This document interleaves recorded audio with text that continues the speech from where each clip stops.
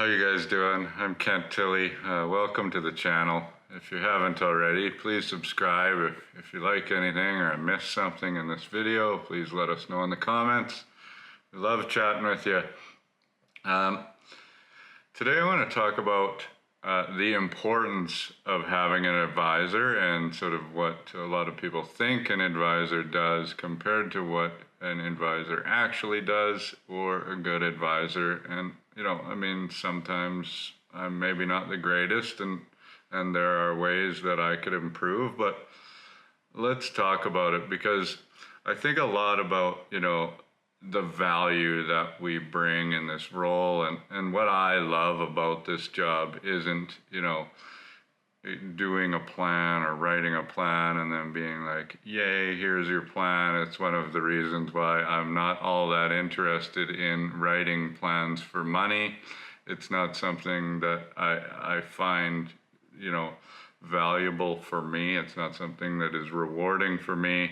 I also know that just because I write something for somebody doesn't mean that they're actually going to implement it. For me, the value of having an advisor really comes when you need us to help you make big decisions in times where things happen in your life. And that doesn't happen by doing an annual review. The whole point of the annual review basically is to try and find out if there's something that we need to talk about. But more often than not, these things happen sporadically over the course of your life. Could go, years where you don't actually need your financial advisor, and then something might happen where you need to talk to them a whole bunch of times. Sort of similar to having a physician. I think it is actually a very similar sort of type of role, and that's the way that you should think about the role, is like, I've got somebody that I trust, they know my file, I trust their opinion, I know that they're going to send me to the right place if I need help or something comes up. That's where I think that we come in handy. Where a lot of people think that their advisor, makes sense, is by them being the guy or girl that picks the investments for you and helps you make better returns. That has nothing to do with our job. You can go and invest by yourself using a robo-advisor, and you're going to get better returns than your advisor is, because they're going to be charging you, and there's extra, money coming off with the fees. So you need to find an advisor that is transparent about their fees. You know what you're paying them for, why you're paying them, and then you use us to help you make big decisions throughout the course of your life when those decisions have to be made. So I'm going to talk about a few of the times in your life where we're really going to come in handy. I'm going to try and do it in chronological order. I'll obviously maybe miss some, but this is sort of where I find that these are the conversations that I'm having that are actually kind of effective. And first and foremost, if you don't have a financial plan, I don't care who you are, what stage of your life you're in, you should get a base financial plan right now. Just go out and get one. Doesn't matter what your situation is. If you think you're not ready, you're waiting for something to happen, it doesn't really matter. Get a baseline and work off of that. That's all your initial plan is like, this is what we're shooting for, this is our goal, this is what we have right now, this is what we want to work towards, these are some of the areas of concern that we need to work on. And then when these things change in your life, then you can adapt the plan, because life never works in a straight, perfect line. And if it does, then you're lucky, and you really probably don't even need a financial advisor, because you've got things so set up. First things first, obviously you're young, you get out of school, you get your first job, that's great. You set up a budget, you set up your first savings plan. You can consider getting potentially some disability insurance, potentially to protect yourself just in case you can't work, depending on what your expenses are. Next, usually the next big step in your life is that you're going to buy out your first home. You can talk about how much you need for the down payment, how much you should be paying for your first home, how are you going to save for your down payment, are you going to be able to afford to make these payments, why you should probably decline the creditor insurance that the mortgage broker is going to try and sell you, things like that. Do you need to consider other insurance? We can answer questions about house insurance, all of these other things that you might be worried about. Next, you might be getting married. That's a good time to get together with your spouse, talk about your different goals, how you're going to combine the finances.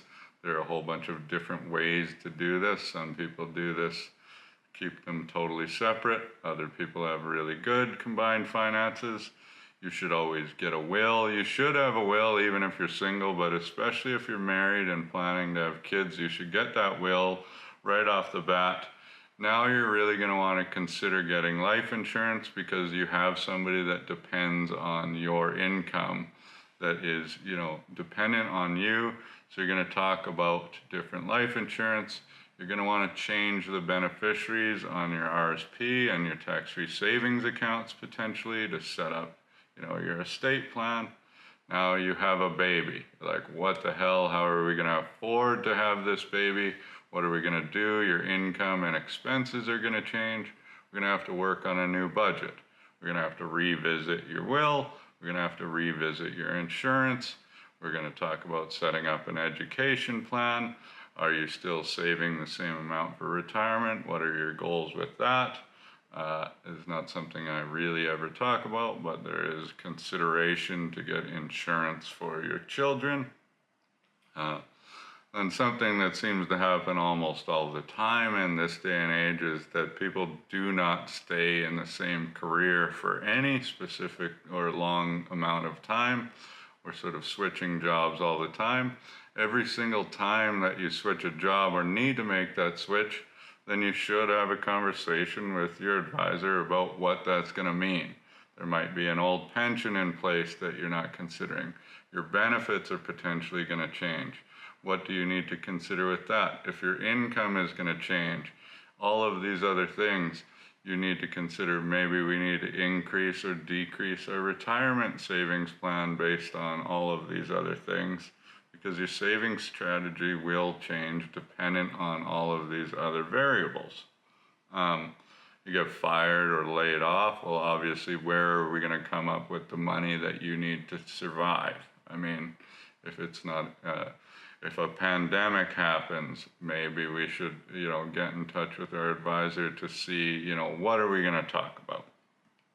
If you or your spouse or one of your children get sick, then we need to talk about how that is going to change every single thing within your financial plan. Or worst case scenario, somebody in your family passes away. That's never good. A big part of what happens, obviously, almost 50% of the time in this country is that marriages end in divorce. That generally gets very ugly. Now you're having to go from combined finances to single. Maybe you're having to pay out alimony, or now you're receiving alimony. Your income, your household expenses, everything's going to change. You're really going to have to revisit that financial plan at that point in time.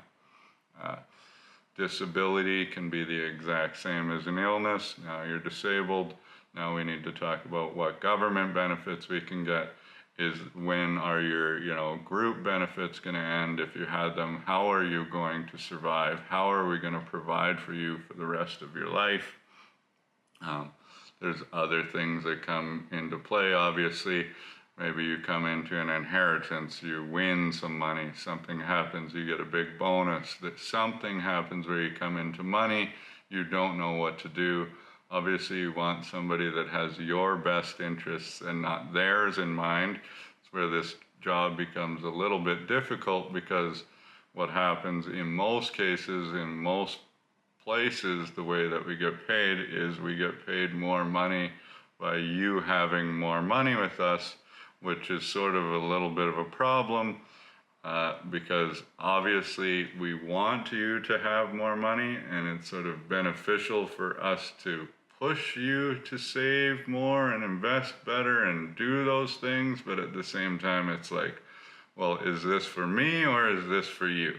So that's why you kind of want to have an advisor that's talking to you about your options so that we can say, like, look, these are your options. This is, my opinion. And that's really all that it is here's my opinion based on what I know.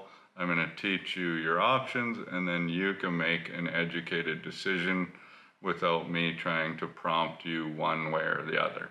That's what I think the job is. More like a money coach rather than somebody that's trying to sell you something all the time, because I always hope that that's not what the relationship feels like.